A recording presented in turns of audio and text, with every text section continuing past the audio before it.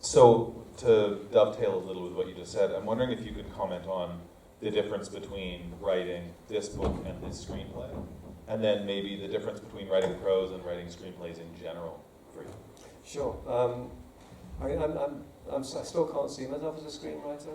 I've done a lot of screenwriting now, but most of it was really, sorry about this, Nina, shit. Because I came up through comics, and I tended to write screenplays as though they were comics. And actually, although they look a little bit similar, they're functionally very, very different. In a comic, you are not just the writer, you're also the director and the cinematographer. You can specify everything. You choose camera angles, you choose transitions, you choose the page turn points. It's possible to be incredibly specific about what you want. If you've ever seen an Alan Moore script, you know what I mean. You can't get away with that as a writer. As a screenwriter, you really can't. You have to write in a looser, more imagistic way. You have to talk about effects rather than trying to choreograph beat by beat by beat. And it took me a very, very long time to realise that. And I think this was the first screenplay I'd ever written that was fit for purpose. It was an education, really, to me, working with Colin and Cami. And I think that was one of the crucial things, that Colin, the director, was attached to the project before there ever was a screenplay. We did all the planning together. He said in an interview, it's great making movies when everybody is making the same movie. And in this case, we really were. We all felt like we understood the story, we owned the story, we knew exactly what the story was.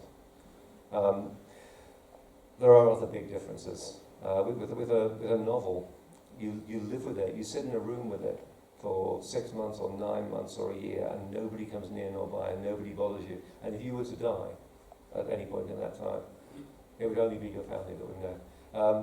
With a movie screenplay, you're clocking in all the time. Every time you do a draft, you hand it in, and lots of people give you notes on it. When you do a step outline, you hand it in, and lots of people give you notes on it. It's meeting after meeting after meeting. It's a process that's overseen by lots of different people and mediated by lots of different people.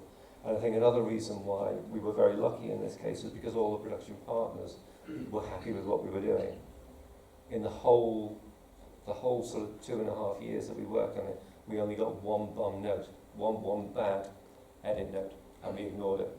You're not going to tell us what it is, are you? I'll be happy to tell you what it is. What was it? Somebody who's no longer working for the institution for which he was working at the time said, you stop being a coward with that ending. You know, go the whole way. Melanie should lure Parks out of Rosie by lying to him and then deliberately kill him. That's a much more ballsy ending. Nah, he needed to go, that guy. No, I mean, I think the beauty of Melanie's character is that sort of, she's not ruthless. Yeah.